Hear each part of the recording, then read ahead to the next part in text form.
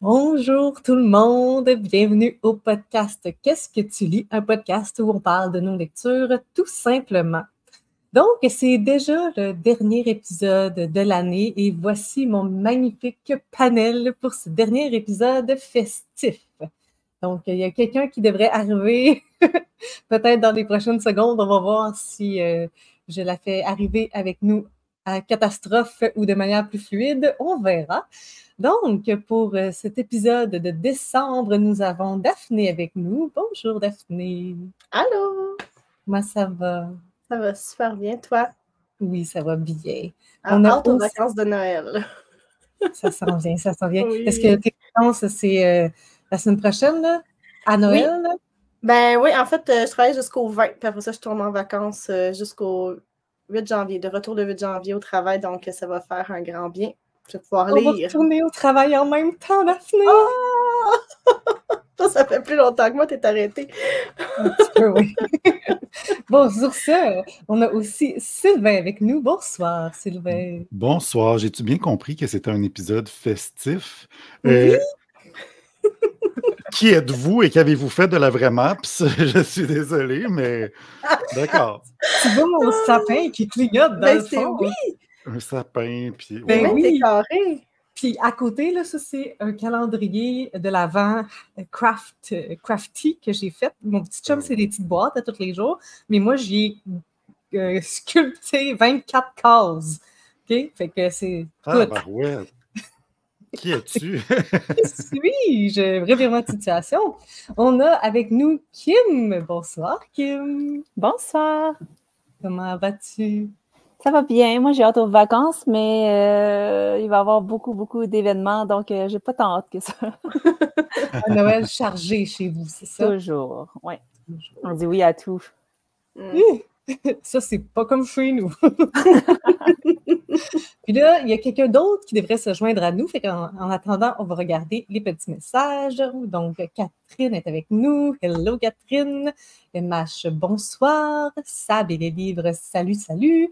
N'hésitez pas à nous faire un petit coucou si vous êtes parmi nous. Puis peut-être qu'on aura la chance de voir Karine apparaître d'ici quelques minutes. Seul l'avenir nous le dira. Donc, on va commencer doucement pour ce dernier épisode de 2023. Hein, ce podcast a maintenant 6 mois. On a commencé cette aventure folle au début juillet, mi-juillet, parce que les épisodes sont à la moitié du mois. Puis là, on finit une année, fait que c'est pas mal excitant tout ça. C'est comme l'heure des bilans, c'est l'heure de regarder en arrière et de voir le chemin parcouru. Écoute, je suis quasiment nostalgique. C'est donc bien beau tout ça, écoutez. Stéphanie Presse est avec nous. Hello Stéphanie Presse. Donc, on va commencer tout de suite avec qu'est-ce qu'on lit. Je vais lancer la balle. Je vais lancer la balle à Daphné. Daphné, de quoi tu veux nous parler? Qu'est-ce que tu lis?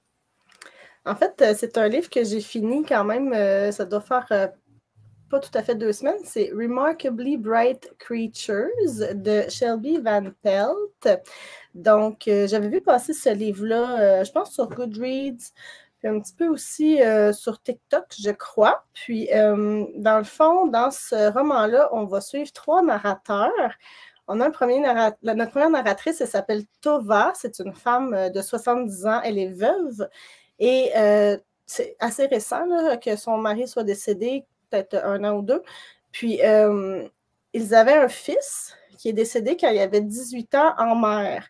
C'est comme un mystère un peu comment il est décédé. Tova, elle travaille dans un aquarium. Donc, c'est notre première narratrice. L'autre narrateur, ça va être un jeune homme dans la vingtaine qui s'appelle Cameron. Cameron, c'est un gars que sa mère l'a abandonné. C'est plutôt sa tante qui l'a élevé. Puis c'est un gars qui se cherche. Là, il passe d'un emploi à l'autre. Il n'est jamais capable de s'engager à long terme. Il abandonne tout ce qui commence.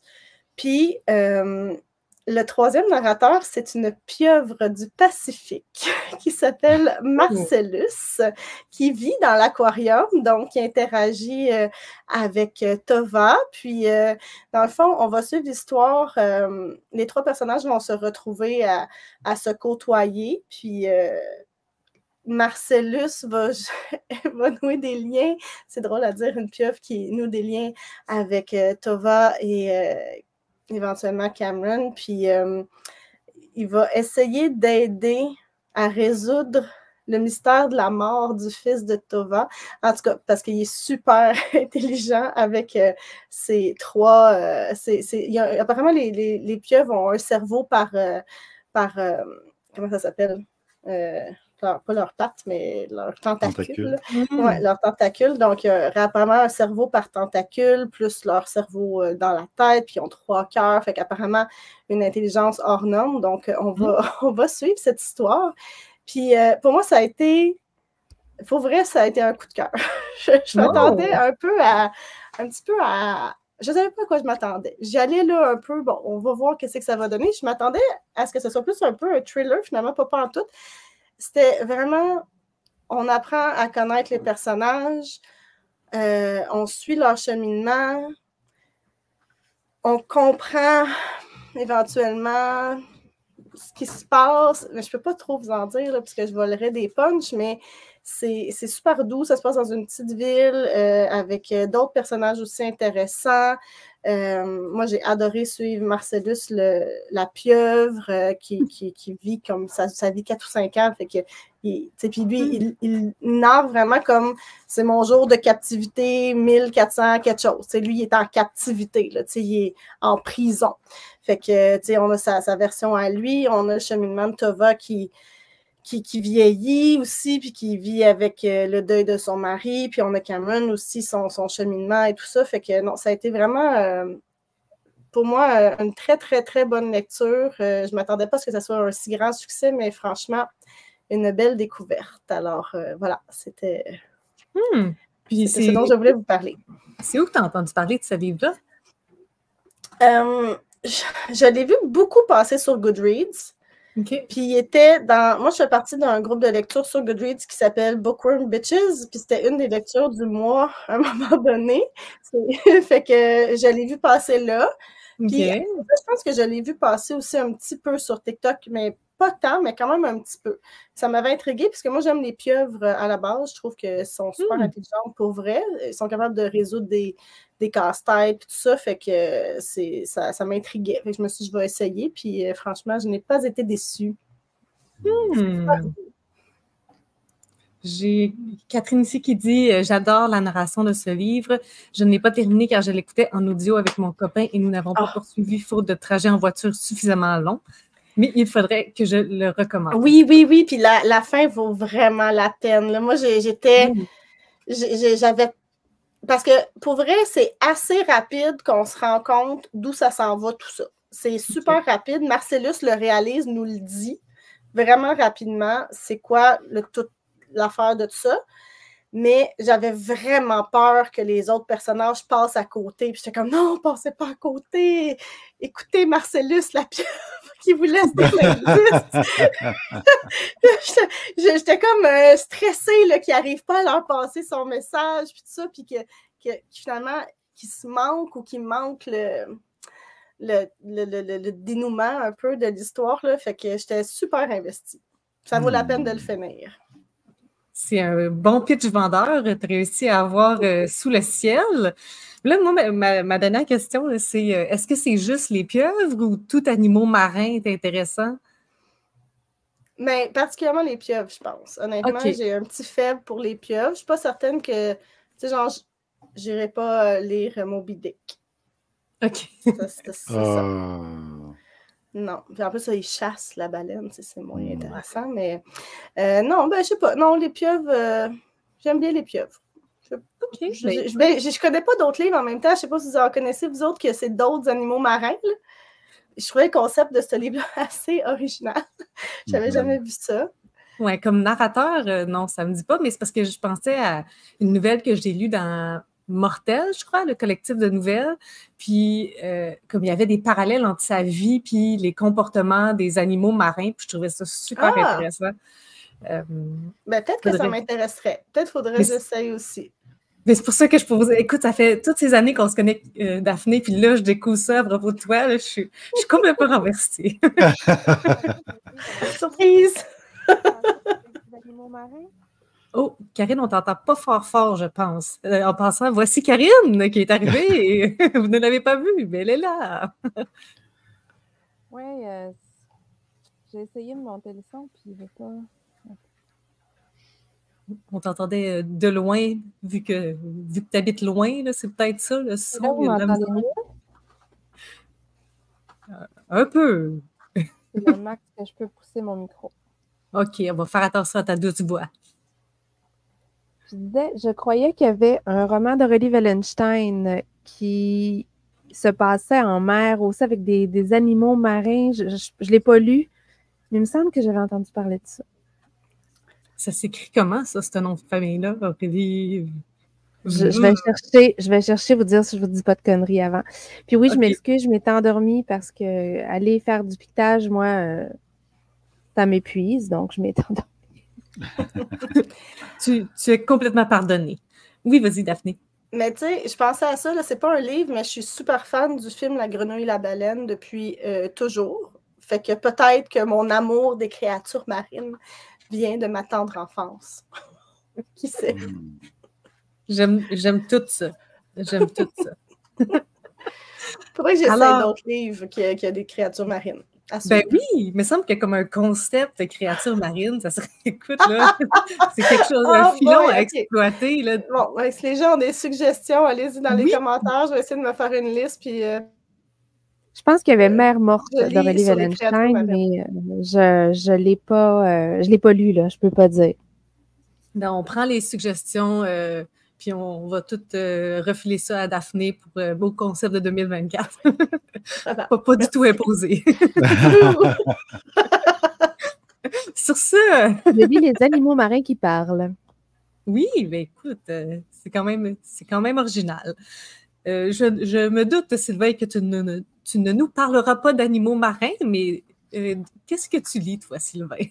Moi, je vais vous parler d'un livre que je viens de terminer, puis ensuite le livre que je viens de commencer. Le livre que je viens de terminer, c'est Panorama de Lilia Hassen. Voilà, c'est publié chez Gallimard. Et moi, j'ai pensé énormément à Kim pendant ma lecture. Kim, je te recommande ce livre, je pense que tu aimerais bien ça. Style épisode de Black Mirror, je n'ai pas écouté tant que ça, mais dans les livres que tu as nommés qui ressemblaient à Black Mirror, je pense que ça pourrait te plaire. C'est quoi le concept? C'est qu'on se retrouve dans un futur très proche dans lequel on a construit un quartier où les gens, en fait, toutes les maisons sont faites de verre. Donc, les gens peuvent se voir et les gens se regardent les uns les autres. Il n'y a pas de crime parce que les gens ne commettent pas de crime, ils sont vus constamment.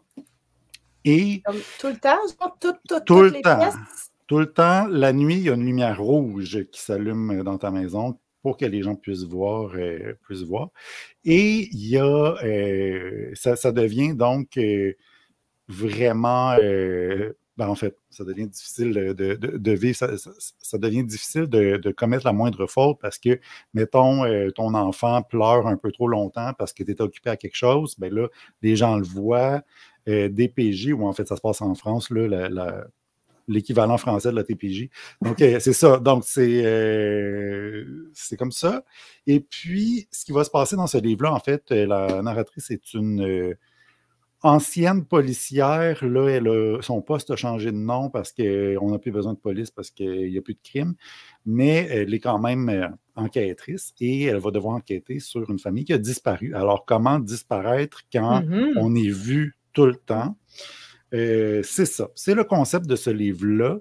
Je le recommande. Moi, ça m'a beaucoup fait penser à... Ben, ça va être bizarre un peu ce que je veux dire, mais ça m'a beaucoup fait penser à Les enfants sont rois de Delphine de Vigan, que je viens de lire il n'y a pas tellement longtemps, parce qu'il y a beaucoup de réflexions par rapport au voyeurisme, par rapport à... C'est ça. À trop voir la vie des gens et tout ça. Trop partagé aussi. Ouais. Et donc, c'est ça, ça m'a fait un peu penser à ça. Ça m'a un peu fait penser aussi à Inhumaine, que plusieurs d'entre nous avons lu, parce que ça se passe dans un futur proche, puis il y a des trucs un peu... C'est pas aussi rock'n'roll là, qu'à Inhumaine, vraiment pas. Mais c'est ça, ça m'a fait un peu penser à ça, cette réflexion-là sur le futur qui sur le demain, en fait. Donc, c'est ça. Moi, je ne peux pas dire, malheureusement, que c'est une lecture qui m'a emballé. Je pense pas qu'il y a nécessairement quoi que ce soit de mauvais. Là, tu sais, quand je le disais, je le recommande à Kim, je pense sincèrement que tu vas aimer ça. Il y a des belles qualités dans ce livre-là. Mais moi, c'est pas quelque chose qui m'a transporté. Et là, il y a MH qui me pose une question. Est-ce que c'est très franchouillard dans le langage? Non, je pense que c'est assez classique. C'est pas une écriture non plus... c'est pas une écriture qui m'a personnellement enlevé, là, qui m'a fait rêver, parce que c'est assez... C'est des phrases courtes, on va au point, puis tout ça. Mais c'est ça. Donc, je pense que ça peut être une lecture très agréable. C'est juste que j'étais peut-être pas le meilleur public pour ce livre-là. Ceci étant dit, je vois ce livre-là être le coup de cœur de certaines personnes. Là. Mais en tout cas, tu l'as vendu à Sab et les livres. Ah, ben oui. Ben, on en a parlé un peu là, dans les derniers temps. Je sais qu'il a été en réimpression, donc c'est bien vendu. Je pense qu'il y a eu beaucoup de publicité aussi autour de ce livre-là. Ça vaut la peine, c'est intéressant. Ben, je l'ajoute à ma liste. Merci pour la recommandation. Moi, tu m'as eu dans un futur proche. Je suis comme oui. Oui, ben c'est ça, mais pour vrai, tout le long, je le disais, je me disais que c'était pour toi, là, vraiment. Ben, je le mets sur ma liste officielle. C'est sur la liste MH aussi. Et le livre que j'ai commencé, écoutez, j'en parle, là, j'ose en parler, même si j'ai lu juste une 20aine de pages. Mais c'est mon collègue au travail qui me l'a prêté, qui vient de le terminer. C'est Le Conte est bon de Louis-Daniel Godin. J'aime bien la couverture. Et en fait, je l'ai commencé. Honnêtement, je me donne la permission de l'abandonner. Je vais lui donner une bonne chance, mais je me donne la permission de l'abandonner. En fait, moi, ça m'a fait penser un peu à un livre que j'avais lu il y a quelques années qui s'appelait L'Embaumeur par Anne-Renée Caillé. C'est un livre chez Héliotrope dans lequel Anne-Renée parle de son père qui est embaumeur et donc les choses qu'elle connaît sur ce métier-là, mais il y avait un style d'écriture là, casser les bras pour rentrer le corps dans le cercueil, les bras cassés, on expose, casser les bras. Tu sais, beaucoup de répétitions, même, c'est lourd. Là. Puis j'ai l'impression que Louis-Daniel Godin est allé au même atelier d'écriture qu'Anne-Renée Caillé parce que c'est la même chose. L'enfant, 0, c'est combien? L'enfant veut savoir, l'enfant est là. Le petit garçon, l'enfant. Je suis comme, tu sais, j'ai l'impression, en fait, moi, quand je lis ça, je lis un auteur qui veut se trouver un style, mais qui l'a acheté au Dollarama. Moi, j'aime vraiment pas ça. Ça m'impressionne pas du tout. Je trouve que c'est facile. Ah oui, c'est Selvin. C'est Selvin qui est revenu. Mais moi, j'aime pas ça. Là. C'est vraiment pas quelque chose qui me plaît. Puis en fait, avec Le Conte est bon, c'est que j'ai cru deviner qu'on veut vraiment rentrer dans la tête de quelqu'un qui est neurodivergent. Puis je comprends l'obsession, parce que, bon, j'imagine Le Conte est bon, on va avoir une obsession avec les chiffres. Je comprends ça, sauf qu'il y a des façons beaucoup plus intéressantes et il y a des façons beaucoup plus réalistes de faire ça que répéter le même mot 15 fois par phrase. Fait que, tu sais, c'est ça, je veux vraiment mettre l'accent sur ça peut être plus réaliste que ça, et ça peut être mieux fait, et ça peut surtout être plus intéressant. Tu sais, parce que oui, il y a l'exercice de style, mais est-ce que c'est agréable de lire ce livre-là?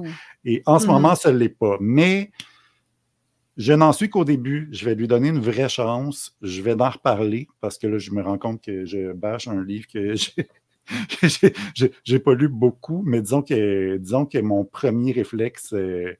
La première bouchée est assez amère. Ouais, c'est comme si tu dis que l'intention aurait pu être bien exécutée, l'idée de départ était bonne, mais l'exécution finale passe pas. Mais peut-être qu'elle flagrant. devient bien, peut-être qu'elle se développe bien dans le livre. Là. Je vais lui donner ça. Mais, tu sais, c'est parce que ça m'a rappelé l'embaumeur, puis l'embaumeur, c'est ça tout le long. Puis j'étais plus capable. Là. Fait que ça me donne des PTSD d'une mauvaise lecture. Mais ce sont tes premières impressions. Elles sont valides en fonction de ce que tu as lu actuellement. Puis peut-être que ça peut changer, peut-être pas. Mais maintenant, c'est comme ça que tu te sens, puis c'est bien correct. Mais c'est quoi la couverture? J'ai pas vu. C'est un chou. Ah, c'est un chou. OK. Oui. Ça a-tu rapport? Il me semble que oui, mais j'ai pas trop prêté attention. Okay. J'étais perdu dans les répétitions, je m'excuse. Ah, d'accord. Non, mais en fait, il y a eu une graine de plantée par rapport au chou et j'ai l'impression que ça va venir plus tard. Là. Je pense que c'est ça. Savez-vous planter des choux? Non, tu commences pas ça. Tu fais pas ça. Non! Ah, zut! Ben, écoute, Karine, j'aimerais ça savoir, alors, qu'est-ce que toi, tu lis? Mais moi, je suis en train de lire ces temps-ci tous les prix littéraires pour faire une future concept de vidéo au mois de janvier. Donc, peut-être que, tout, on s'entend. Je vais en lire 4 des livres, là. C'est ça. Mais c'est, donc, je viens de lire Veiller sur elle, Tristatique, Ce que je sais de toi. Et là, je suis dans le Kevin Lambert.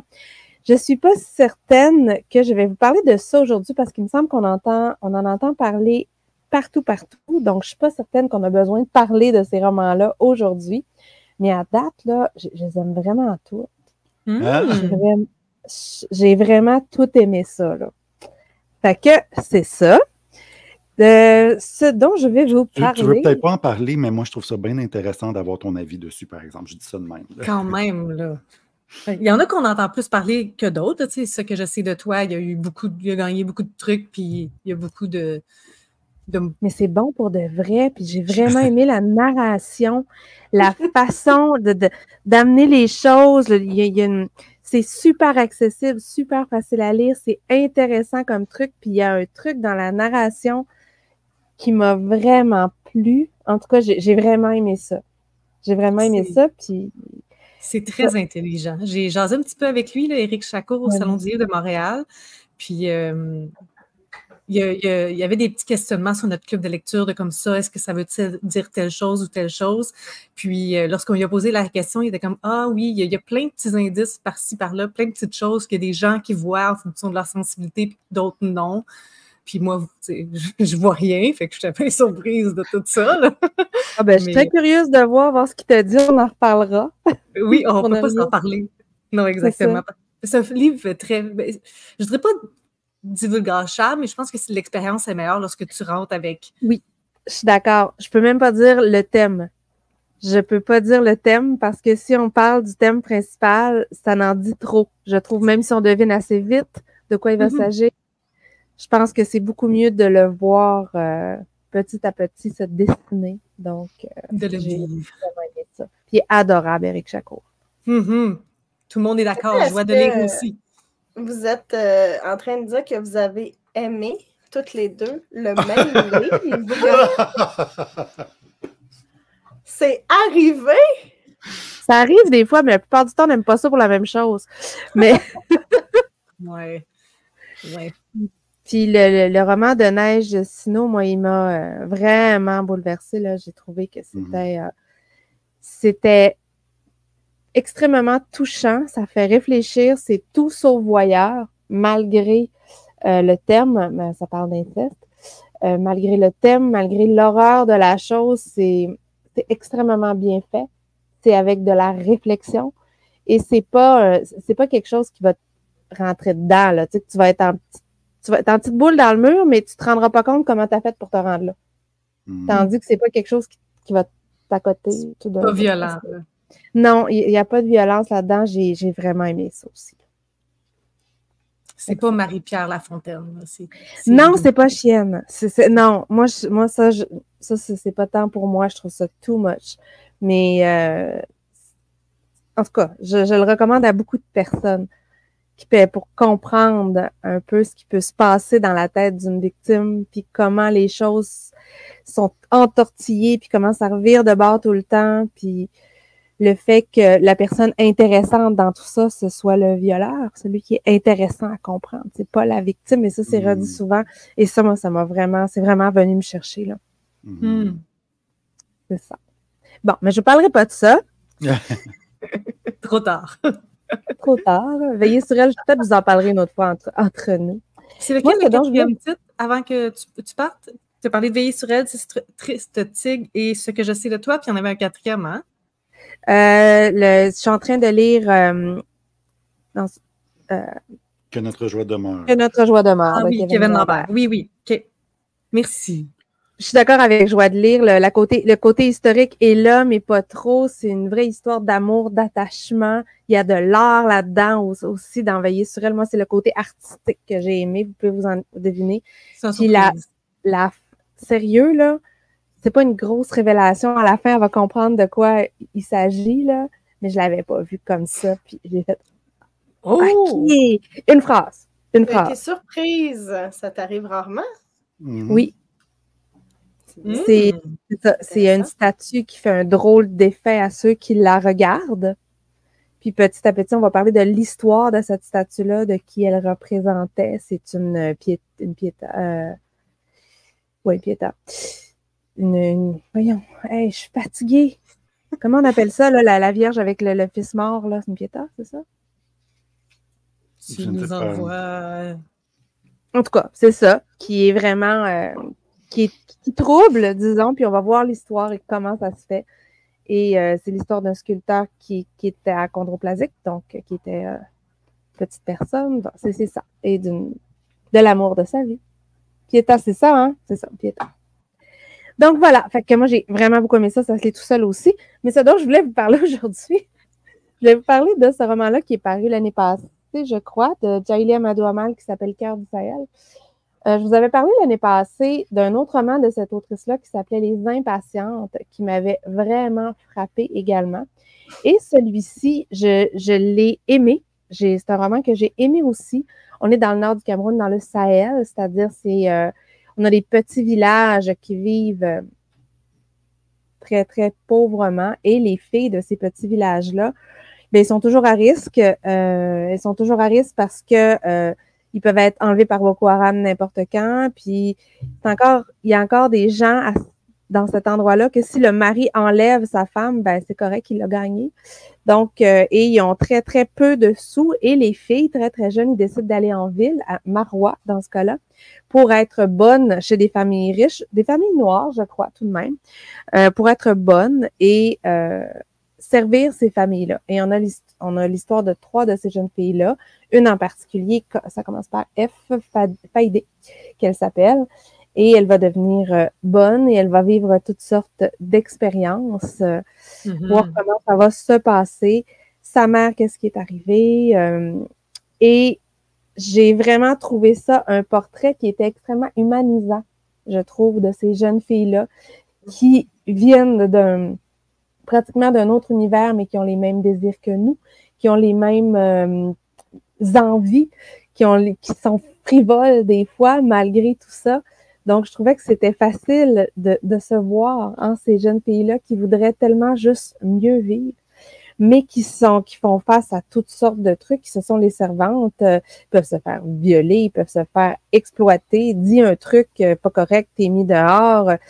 Tu sais, c'est pas évident, là. Il y a pas de... Ils vont pas piqueter, les autres-là, là. Fait que, on est vraiment dans tout ça. Et ce que j'ai aimé, c'est qu'il y a des histoires horribles dans tout ça, mais il y a quand même des notes d'espoir, comme un petit peu dans Les Impatientes, il y avait certaines personnes qui étaient en train d'évoluer, qui étaient en train de voir les choses autrement. Il y en a là-dedans également, donc j'ai aimé ça. Ça m'a plu, vraiment. C'est une autrice que je vais continuer à suivre parce que franchement, ce qu'elle fait, ça me plaît. Et c'est des héroïnes qui viennent d'ailleurs, mais qui peuvent nous ressembler. Donc, je trouve que pour une personne blanche qui lit ce genre de choses, des fois, ça peut enlever une distance. Je ne sais pas si je peux dire ça, là.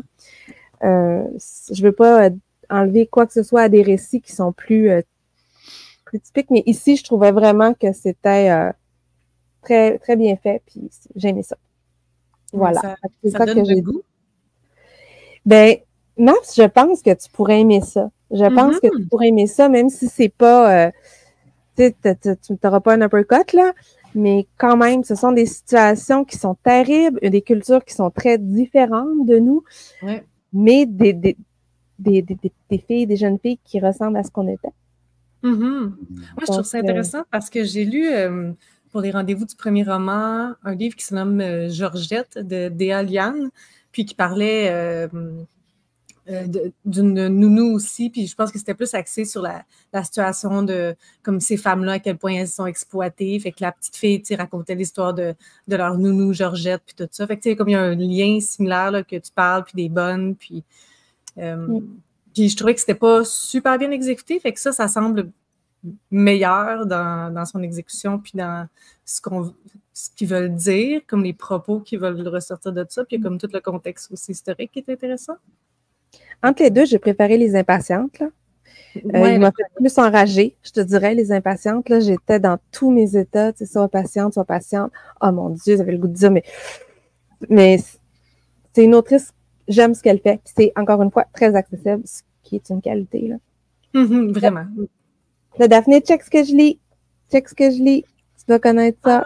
Ah, oui, je l'ai mis sur mon Cold Winter Challenge, qui n'est pas encore publié, mais qui s'en vient. Moi aussi, il fait partie de mon Cold Winter. C'est quoi de la mer émeraude de Brandon Challenge aussi. OK, bon, ben parfait. C'est tout noté, tout ça. En passant, vu que je suis en train de parler, juste vous dire que tout ce qui est mentionné dans les épisodes sont mis en barre d'informations une fois que l'épisode est terminé. Donc, si vous recherchez le livre dont on a parlé, les références, les titres exacts, ce sera là à la fin de l'épisode. Donnez-moi là, 1 heure, là, quelque chose, puis ça va être bon.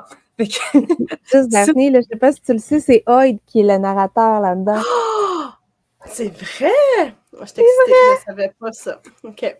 On s'en rend compte très, très vite, donc... Les petites fans de Sanderson, ici, là.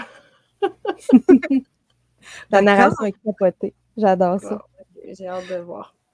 Bon, ben, on va continuer avec Kim. Kim, qu'est-ce que tu lis? En ce moment, je suis en train de lire, comme je fais souvent, un livre fiction, un livre non-fiction.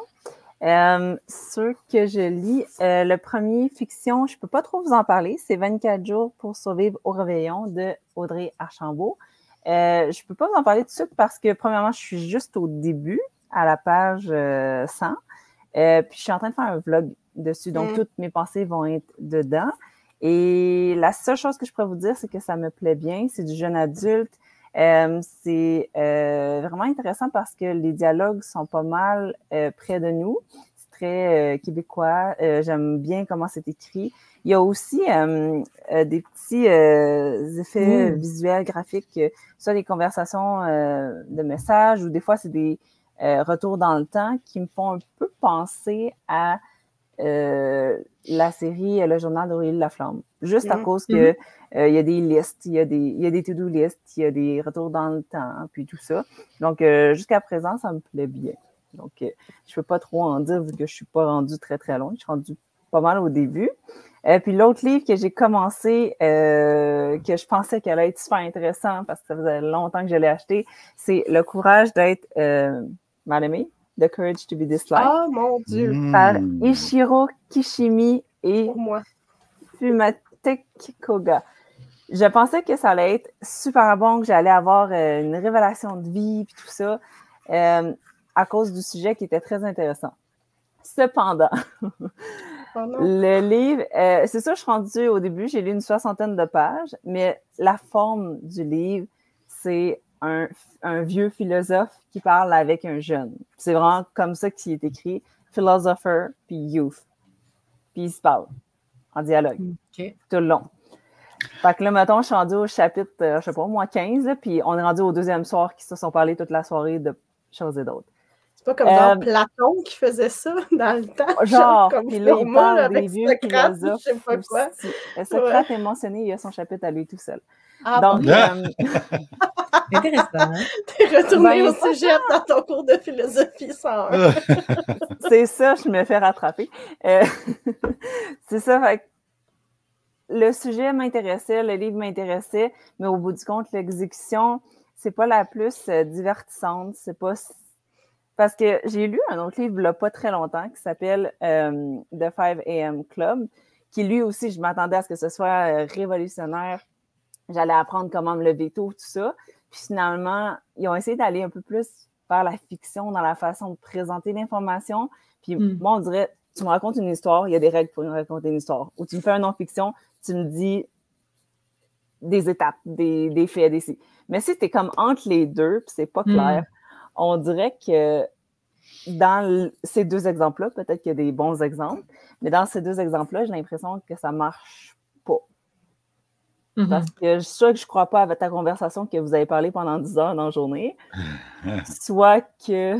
Parce qu'il n'y a pas de conflit, vraiment. C'est plus toi qui vas être en accord ou pas avec les choses qui sont dites. Par exemple, si je regarde les premiers chapitres, il dit des affaires comme les gens ne peuvent pas changer. Fait que c'est très confrontant. Toi, tu penses peut-être l'inverse. Là, il va te l'expliquer. Il va se référer à la philosophie comme appui argumentaire. L'autre sera d'accord ou pas. Mais tu sais, au final, ils s'entendent quand même assez bien. Fait qu'il n'y a pas de conflit comme un vrai dialogue. Fait que, moyen. Là, je viens de lire le chapitre. Hein? Va-t-il finir? Oui, parce que j'ai acheté le livre audio. Okay, je suis un peu, mes mains sont nouées. Mais là, je viens de lire le chapitre qui parlait de l'infériorité. An inferiority complex is an excuse. Puis là, c'était quand même un peu intéressant. Mais tu sais, on est rendu au chapitre 15. Puis ce qu'il disait dans le fond, dans ce chapitre-là, c'est que tout le monde vivait un certain complexe d'infériorité. Tout le monde se sentait moins bon ou pas assez ci ou pas assez ça par rapport aux autres. Fait que le courage d'être détesté, c'est dans le sens avoir le courage d'être soi-même, même si ça ne plaît pas, même si tu n'es pas le meilleur, même si quelqu'un a plus accompli que toi, puis tout ça. Fait que je le voyais, mais même comment c'était dit, même si la leçon était bonne, comment c'était dit, des fois, je n'étais pas convaincue de la formulation. Je ne sais pas trop comment dire, mais ça sortait pas naturel. Puis il y a beaucoup de choses qui est dit qui n'étaient pas nouveaux à mes oreilles. Fait que, mini déception, je vais essayer de le clencher pour le finir, puis en reparler. Moi, je veux juste te dire, Kim, que je suis vraiment d'accord avec toi. Moi, j'en ai lu beaucoup des livres de croissance personnelle, puis chaque fois qu'il y a de la fiction ou qu'on essaie de me raconter une histoire ou que c'est raconté sous forme de roman, je suis tout le temps comme... Mais ça aurait pu ne pas être ça. On pense à la prophétie des Andes ici, Sylvain? La prophétie des Andes, j'avais oublié cet exemple-là, mais tu sais, le White Café, la Villa des Miracles, il y en a d'autres, là. Il y en a d'autres que j'ai lu, même l'Alchimiste. Je suis autant comme, mets-moi tes points, puis parle-moi de ta philosophie, puis de des trucs, je vais embarquer. Mais essayer de raconter une histoire, je ne sais pas pourquoi, mais ça fonctionne jamais sur moi. Ça marche pas non plus pour moi parce que je trouve que ça brise le contrat de lecteur. C'est pas ça quand tu veux lire un non-fiction, ben ton contrat, c'est que je vais avoir ça. Moi, ce qui m'insulte encore plus, c'est quand ils te font croire que ça va être de la fiction, mais que c'est un livre de développement personnel. Ah, je déteste ça, là. Attends, c'était pas ça, le contrat. De chaque aussi, c'en est un autre exemple où il y a ça, là. Je me souviens pas du titre en français. La cabine, peut-être? Je sais pas. Mais il y a ça aussi. Bon, écoutez... Mais tu l'expliques de façon très élégante, Karine. C'est effectivement une belle façon de le dire et je feel. MH est avec vous aussi. Sujet chaud ce soir. Là, je vois le temps avancer rapidement, fait que je vais embrayer. Parce que tu nous parles de ce que tu lis, toi aussi? Ben, c'est ça. Je vais vous parler de ce que je lis. Je voudrais que c'est une passe comme semi-lecture actuellement. J'ai abandonné le dernier Delphine de Vigan que je devais lire. Ben oui. C'était un de ses premiers livres publiés, effectivement. la On n'a magie. pas encore trouvé sa plume, son style, mettons, on va dire Ben, ça. c'est ça, c'est ça. C'est plus vieux livre. C'était un soir de décembre. Ça m'a pas pris beaucoup de pages, que j'étais comme, je sais pas trop qu'est-ce que je suis en train de lire, mais c'est pas Delphine que j'aime. Donc là, j'étais comme, j'ai peut-être besoin de retourner à quelque chose que j'aime. Donc là, je me suis dit, un des derniers gros coups de cœur que j'ai eu, c'était de l'historique, 2 sorts pour un roi, fait que je pourrais retourner dans l'historique. Puis je me suis dit, ben, je pourrais finir une série, Un bonheur si fragile. Puis j'ai lu genre un chapitre et un paragraphe. J'étais comme, ça le fait pas. Parce que, en fait, j'aime beaucoup la protagoniste, Corinne, qui est à l'intérieur de ça, qui a vécu, mon Dieu, beaucoup de choses. Mais ce que cet auteur-là fait aussi, c'est qu'il nous promène dans le village, puis on a accès à des conversations à l'église, dans la paroisse, à l'épicerie, avec des gens dont on n'a pas autant d'attachement. Pour être poli, parce que c'était pas sur les mots qui me venaient en tête. Écoutez, il y a comme beaucoup de personnages, puis on dirait que comme ça, c'est toute la liste de personnages, puis tout ce que je veux savoir, moi, c'est genre, qu'est-ce qui se passe avec Corinne, tu sais. Fait que je me suis dit, bon, ça marche pas tout de suite. Fait que j'ai embarqué dans ce livre-là, qui est mon dernier livre pour Emma, je t'appelle, La mesure de mes forces de Jackie K. Ellis. Je pensais que ça allait être genre une version autre de Mange Prix M, puis j'étais comme, ça se peut que ça se DNF assez rapidement. Mais je ne sais pas si... Ouh. Désolé, le compte est bon, a pris le bord.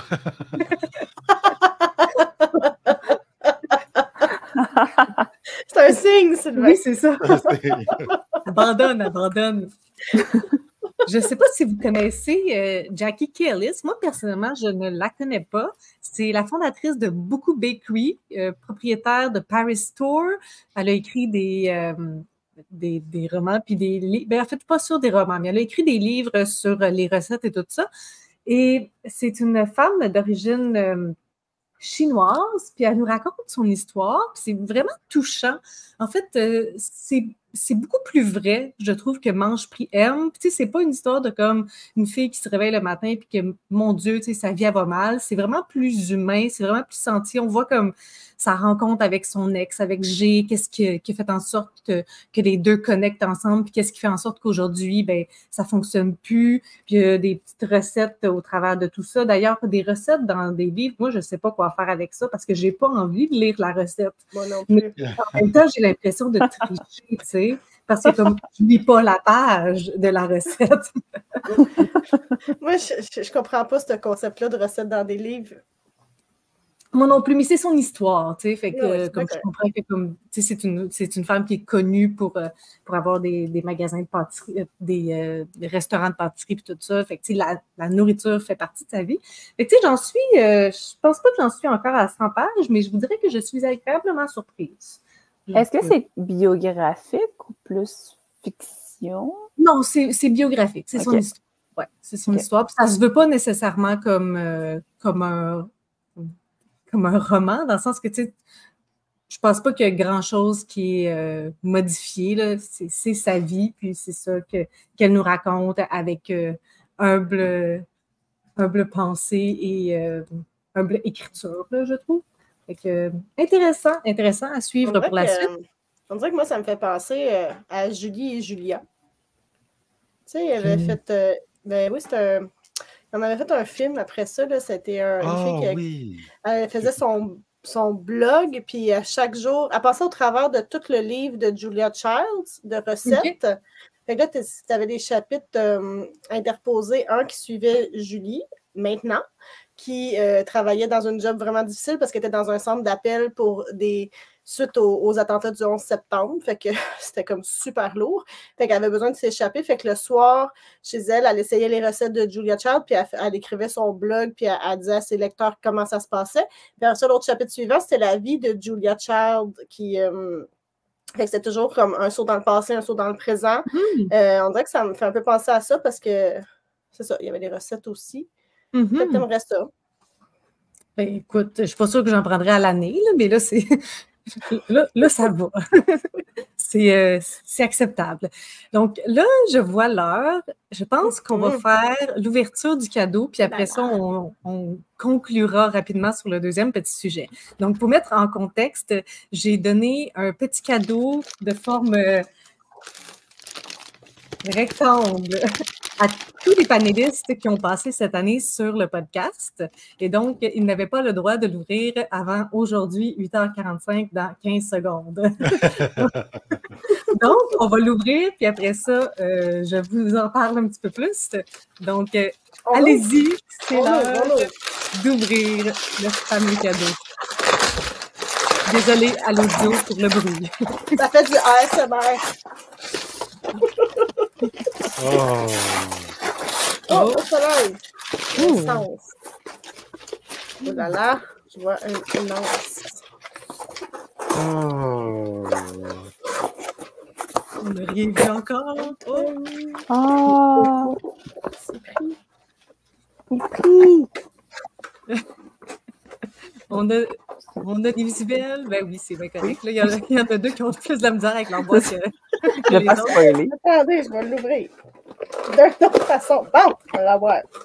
On va Oh l'avoir. là là! Ah. Oh, c'est bien Ah, c'est bien cool! beau! Donc, tous mes panélistes cette année ont une petite tasse. Qu'est-ce que tu lis? Oh, c'est beau! Merci, Merci. Max! C'est mon plaisir. Merci d'avoir été là. Puis, ben, j'en ai C'est vraiment commandé- ma couleur en plus. Oui, je sais, le jaune. Et donc, j'en ai commandé 10. Et cette année, incluant moi, il y avait 9 panélistes. Donc, est-ce que vous me voyez?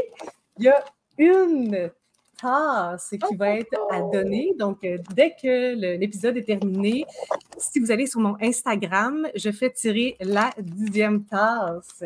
Tout ce que vous aurez à faire, c'est écrire en commentaire ce que vous êtes en train de lire. Si vous avez envie de partager la publication, vous le faites. Si vous avez envie de vous inscrire à tous les comptes des panélistes qui vont être en barre d'informations, puis de repartager. Fait qu'il y aura une 10e petite tasse, puis ça va se terminer samedi à 11h59. Dimanche, je vais piger. Voilà pour le petit cadeau. Merci. Merci C'est d'être vraiment trop fin. J'ai hâte de l'utiliser. Oui, donc c'est une petite tasse de Qu'est-ce que tu lis? Et bien, pour conclure cet épisode, j'avais envie d'un petit deuxième sujet plutôt doux. Donc, j'avais envie qu'on parle de coup de cœur, mais je ne voulais pas divulgacher vos vidéos que vous ferez peut-être pour parler de vos coups de cœur de l'année. Donc, j'aimerais ça avoir une discussion. Comment vous faites pour savoir que ce livre-là, c'est un coup de cœur? Est-ce que vous êtes plutôt du type rationnel? Vous avez un Excel, des critères? Est-ce que c'est au feeling? Quel type de feeling que vous avez? Je vais vous donner mon propre exemple. Moi, je pense qu'il y a 2 types de chemins pour arriver à être un coup de cœur dans ma vie. Il y a un chemin plus direct, dans le sens que souvent, les livres que je dévore, que je lis très vite, à moins que ça soit à 30 pages, là, mais tu sais, un gros livre là, que je lis très vite, ça, souvent, pour moi, c'est un signe que c'était une grosse lecture. Sinon, il y a un chemin plutôt indirect. Par exemple, le livre « Et au pire, on se mariera » de Sophie Bienvenue rentre dans ce chemin indirect. Le genre de livre que j'arrête pas de parler à plein de monde, puis que je m'en souviens encore longtemps. Donc, tu sais, je pense pas qu'à la fin de ce livre-là, je me suis dit comme « Ah, c'est un coup de cœur, il faut que j'en parle à tout le monde », mais aujourd'hui, ça fait des années que je l'ai lu, je l'ai même relu, puis je le prête, puis comme je sais que ça va être une valeur sûre, ou tu sais, au moins déstabilisante. Fait que c'est ça que j'aimerais vous entendre sur comment vous savez que ce sont des coups de cœur. Qui se lance? Ouais, je vais me lancer. Moi, j'ai tout spoilé une prochaine vidéo de toute façon, donc peu importe. Comment je sais? En fait, moi, je suis plus de ta deuxième méthode que de la première. Tu sais, des livres qui vont me faire triper, que je veux dire, c'est un excellent divertissement. Souvent, c'est pas ceux qui me restent à long terme. Pour moi, que ça s'appelle un coup de cœur, il faut que ça reste un petit peu. Fait que tout de suite après, tu sais, il reste dans un coin de ma tête, ça va peut-être être un coup de cœur. Mais il faut que j'y repense, il faut que ça reste, il faut que j'aie le goût d'en parler pour dire que oui, franchement, c'est ça. Faut que j'en aie retiré quelque chose à long terme. Puis, moi, pour être un vrai coup de cœur, là, il faut, dans 90% du temps, pas toujours, parce qu'il y en a là, que c'était totalement juste émotif, là, il faut qu'il y ait une certaine qualité d'écriture, quelque chose dans la narration, quelque chose dans l'écriture qui soit venu me toucher. Ça va te donner un point de plus. Mais j'ai pas de tableau Excel pour ça. Je n'ai pour bien des affaires, mais pas pour ça, parce que ça, c'est vraiment au feeling. Tu sais, je suis pas du genre, il y a des méthodes de notation des personnages de l'intrigue, non pas en tout. Moi, c'est vraiment au feeling. Il faut qu'un roman m'ait fait réfléchir un petit peu. Puis, c'est pas nécessairement, tu sais, si on regarde, par exemple, qui est Robin Hood, qui a été finalement un coup de cœur. Il y en a un que j'ai donné un 5 étoiles, peut-être. Mais la série en soi, parce que ça l'a fait réfléchir sur plein de choses, puis pas nécessairement les choses qui étaient dans le roman, là. Juste dans les discussions que ça a amené par après. Et quand je vais vraiment être dans un univers, faut que le roman m'ait fait rentrer dans un univers qui m'ait fait vivre de quoi. Donc, il n'y a pas beaucoup de coups de cœur direct pour toi, là. Tu sais, fermer un livre et dire OK. À moins que j'aille brailler ma vie, là. Des fois, là, quand je sors le livre, puis que j'ai braillé ma vie dedans, là, ou que je voulais pas qu'il finisse parce que je voulais pas en sortir, là, ça, habituellement, là, c'est un signe. OK. Daphné? Mais je sens qu'on va quand même avoir des critères qui vont se rejoindre tous un peu. Là. Moi aussi, j'essaie d'y penser. Puis moi non plus, là, j'ai pas une grille Excel que je viens cocher. Là. Ça, c'est check, check. Mais il y a quand même des trucs. Je réfléchis à c'est quoi mes coups de cœur, puis qu'est-ce qui vient les. Ils ont tous, mettons, un peu des trucs en commun. Fait que Karine, elle l'a dit, là, un univers intéressant dans lequel je me sens immergée. Vivre des émotions. Que j'ai vécu des émotions, pas nécessairement juste positives. Là, ça peut être la grosse peine, la colère, la frustration, peu importe. Mais si j'ai vécu des grosses émotions, ça veut dire que l'auteur a réussi à bien me présenter son histoire, ses personnages, qui a réussi à me faire embarquer dedans. Fait que, ça, c'est sûr que ça fonctionne pour moi. Aussi, la même chose, de ne pas vouloir déposer un livre. Si je le lis super vite, ça parle. Puis, l'autre chose, c'est que, tu l'as dit, toi, Maps, si j'ai envie de le relire ou si je le relis, il y a des livres là, que j'ai relus plus que 5 fois là, parce que ils ont une place dans mon cœur. Puis, j'ai envie de retourner encore et encore dans cet univers-là, retrouver les personnages. Puis Robin moi, Hood. Pardon? Robin Hood. Oui, mais c'est pas ça que j'ai. Moi, je suis dans ma deuxième lecture de Robin Hood, parce que c'est tellement long comme série, mais genre les Anne, la Maison Pignon Vert, là, je peux même pas compter le nombre de fois que je les ai lus. Je les ai lus, là, chacun, tu sais, Anne quitte son île, Anne d'Avonlea, puis Rilla d'Ingleside, le 8e, là, je pense que je les ai lus 12 fois chacun. Pareil, on est jumelles. La même chose. Vraiment, là, c'est mes préférés de la vie. Tu sais, si j'ai envie d'y retourner, pour moi, c'est un gros, gros signe. Puis, tu sais, en général, c'est avec des personnages intéressants aussi, tu sais, qui vont être complexes, qui vont pas être parfaits, mais qui vont... Tu sais, que quand ils vont faire des choix, je vais comprendre c'est quoi pourquoi ils font ce choix-là, même si je suis pas d'accord, tu sais. Fait que, ouais, c'est ça. Même si tu n'aurais pas fait ces choix-là. Ouais. Voilà. Mais ils sont pas moi, tu sais, mais ils deviennent des personnages à part entière, quasiment des vraies personnes, tu sais, dans mes coups de cœur. Tangible. Oui. Mais dans le 8e tome de Anne, là, quand c'est Enso, Good Night. Oh mon Dieu, que j'ai braillé ma vie à la fin de la lettre. À la fin de la lettre.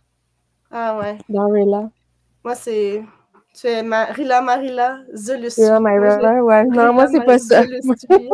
Oh là là.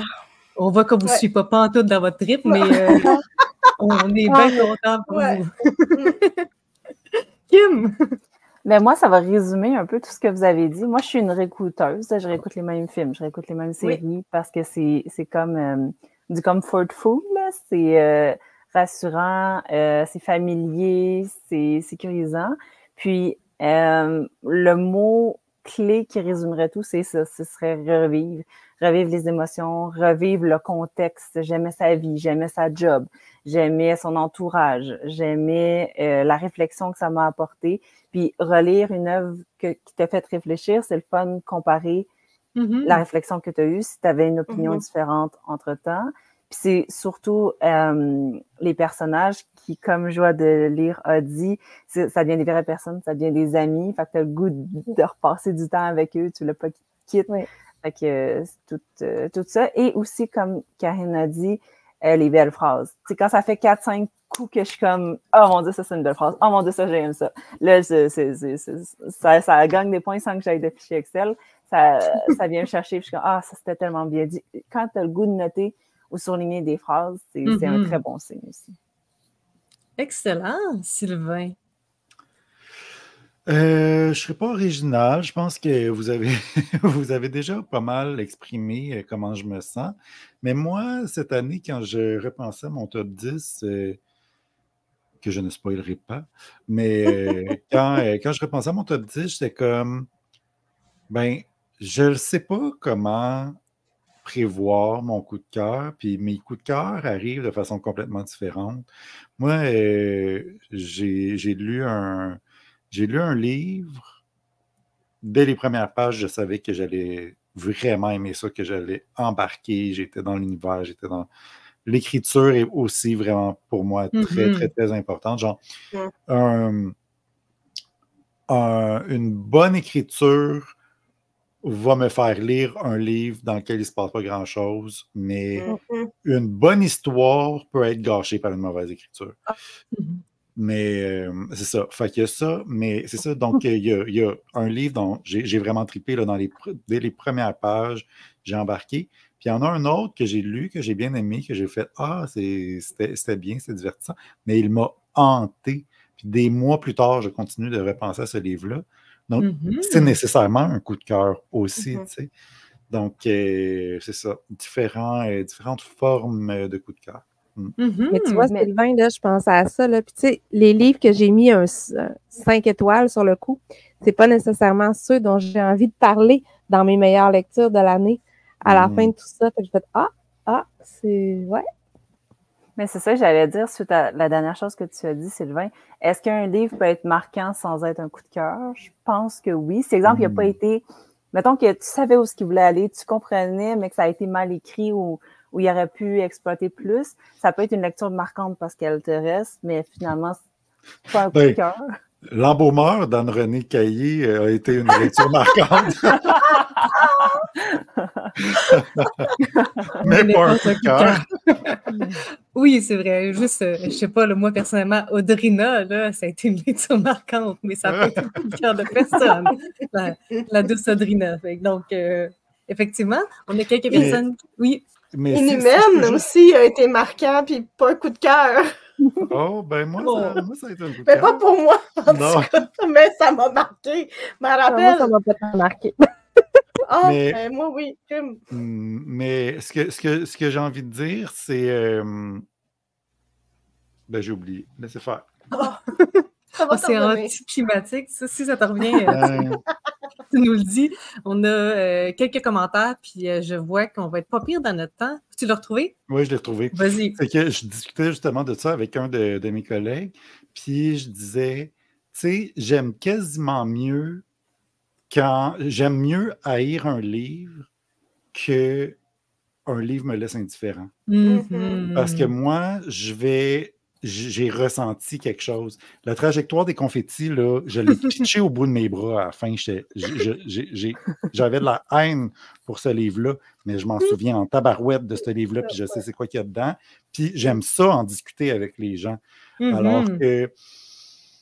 Alors que La Minotaure est un livre dont j'ai discuté avec un de mes collègues, puis on était là comme « Ah ouais, il me semble que c'était bon. Ah ouais, il me semble que c'était correct. Qu'est-ce qui se passe dans ce livre-là? » On s'en rappelle plus. Je m'en souviens pas trop, là. Non, c'est ça. Ça, c'est plate. Je trouve ça plus plate. J'ai plus l'impression d'avoir perdu mon temps à lire des livres comme ça que de lire des mauvais livres ou des livres que j'aime pas, tu sais. Ben oui, je pense que le livre... Pardon? Tu me donnes le goût de lire La trajectoire des confettis. Moi, j'ai le goût de le pitcher en quelque part. Il y a des hauts, mais il y a aussi des bas. Oui, c'est ça. C'est un livre qui ne laisse pas indifférent. Je pense que c'est ça la bonne terminologie. Mais tu sais, le parfait exemple pour moi, c'est Tout est Ori. Je pense pas que je connais quelqu'un qui a mis ce livre-là dans son top 10 de sa vie, mais tout le monde sait de quoi. On s'en rappelle. Tout le monde peut parler de Tout est Ori. Donc, oui, c'est ça. Je finis les commentaires, puis on wrap up le tout. Donc, lorsqu'on était en train de regarder les tasses, Karine qui dit son ton bien cool, Seb qui dit malade, Catherine qui nous parle de ses coups de cœur, donc ça doit lui faire vivre des émotions, il faut qu'elle ait du mal à poser le livre, le bon vieux feeling pour Sab, MH qui nous dit les livres qu'on n'aime pas donnent lieu à des critiques plus drôles. Effectivement, lorsqu'on n'a pas d'émotion, indifférent sur un livre, ça donne pas des critiques très juteuses. Tout est horrible. Ah! Donc, on se retrouve en janvier avec certains panélistes qui vont être là, d'autres peut-être pas, et de nouveaux visages aussi en 2024.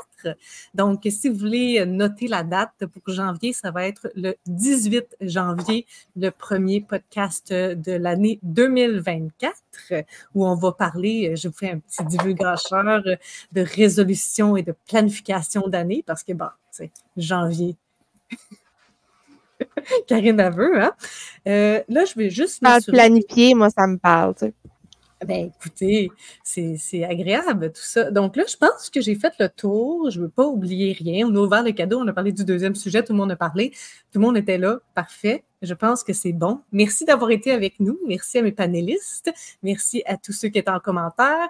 Si ça vous tente, vous pouvez nous écrire en dessous de la vidéo si vous la regardez. Quelque chose que vous pouvez nous dire. En différé? Oui, c'est ça, en différé. Vous pouvez nous écrire des coups de cœur que vous avez eus ou qu'est-ce qui fait en sorte que c'est un coup de cœur pour vous. Et je vous rappelle que je m'en vais poster le concours pour gagner la magnifique tasse sur mon Instagram dans quelques minutes. Fait que soyez là si vous voulez avoir une chance de la gagner.